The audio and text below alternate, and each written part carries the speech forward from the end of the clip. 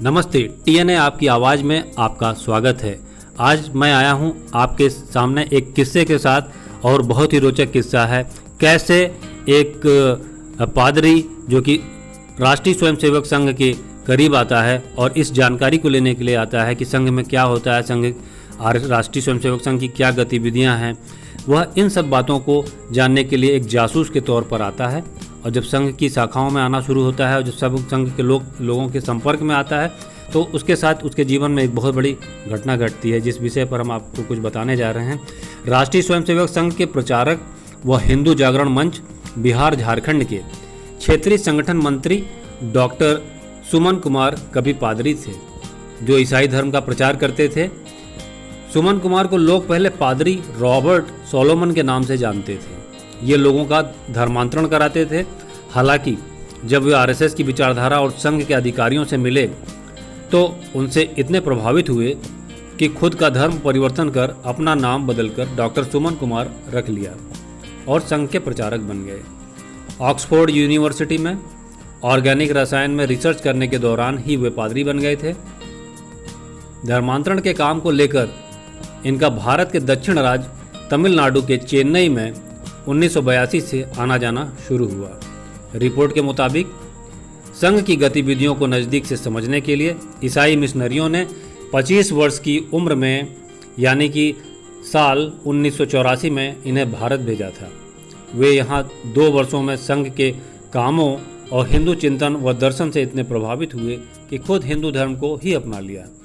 इन्होंने 1986 में धर्मांतरण के बाद आर्य समाज पद्धति से हिंदू सनातन धर्म स्वीकार कर लिया और वहीं से इनके जीवन में एक बदलाव की शुरुआत हुई। उसी वर्ष संघ के प्रचारक बन गए। इस दौरान इन्हें हिंदू जागरण मंच के काम में लगा दिया गया। बताया जाता है कि संघ ने एक नया प्रयोग करते हुए ईसाई होने के कारण इन पर विश्वास किया और वे भी संघ की विचारधारा में पूरी तरह रंग गए। सुमन कुमार ने भाषा की समस्या को दूर करने के लिए वर्तमान अखिल भारतीय बौद्धिक प्रमुख स्वांत रंजन से काफ़ी सहयोग लिया। आज वे हिंदू जागरण मंच के उत्तर पूर्व क्षेत्र यानी कि झारखंड बिहार के संगठन मंत्री का दायित्व निभा रहे हैं और संघ के तृतीय वर्ष में भी प्रशिक्षित हैं। सुमन कुमार सबसे पहले बुंदेलखंड के उरई जिला में संघ के संपर्क में आए थे। उन्होंने बताया कि मैं वहीं पास में संघ की शाखा में जाने लगा।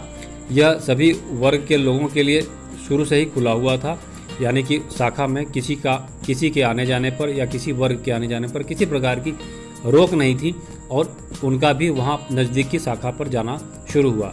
शाखा संघ में एक ऐसा स्थान होता है जो सुबह और शाम जहाँ पर स्वयंसेवक ध्वज लगाकर संघ के आदेशों के अनुसार खेलते हैं, बौद्धिक होता है और इसी प्रकार उनका भी जाना हुआ। मैंने यहाँ स्वयंसेवकों के कामों को करीब से देखा और बेहद प्रभावित हुआ। हालांकि उस दौरान मेरे समक्ष भाषा की समस्या आड़े आ रही थी, मुझे हिंदी नहीं आती थी। इसके बावजूद मुझे संघ की अंग्रेजी में पुस्तकें उपलब्ध कराई गई। मैंने स्वामी विवेकानंद की पुस्तकों को पढ़ा। फिर संघ के कामों को देखने के बाद मैंने 3 माह में ही मिशनरी को अपनी रिपोर्ट भेज दी। अब आगे देखिए रिपोर्ट में उन्होंने क्या भेजा। उन्होंने अपनी रिपोर्ट में लिखा, मुझे भारत में भेजने से पहले बताया गया था कि संघ के लोग चर्च को तोड़ते हैं, बाइबल को जला देते हैं, पादरियों पर हमला करते हैं, लेकिन संघ की शाखा में जाने के बाद मुझे ऐसा कुछ भी नहीं दिखा। उन्होंने मिशनरियों को भेजी गई अपनी रिपोर्ट में आगे लिखा कि जिनका आप धर्मांतरण कराते हैं उनका राष्ट्रांतरण हो जाता है। ये लोग पादरियों को परेशान नहीं करते, संघ विध्वंसक काम नहीं करता। ये लोग भारत को कर्म भूमि देवभूमि मानते हैं। इनका कहना है कि ईसा मसीह का प्रचार करो लेकिन धर्मांतरण मत करो। भारत में रहना है तो भारत को समझिए, भारत को जानिए और भारतीयता में रंग जाइए। डॉक्टर सुमन के विषय में बताया जाता है कि 8000 लोगों की घर वापसी भी उन्होंने करवाई। उस समय के सर कार्यवाहक और वर्तमान में सरसंघ चालक मोहन भागवत ने उन्हें 2004 में झारखंड भेजा था। वे अब तक 8000 लोगों की घर वापसी करवा चुके हैं। आज झारखंड के सभी जिलों में हिंदू जागरण मंच का काम चल रहा है। वे 2015 से झारखंड बिहार के क्षेत्र संगठन मंत्री हैं।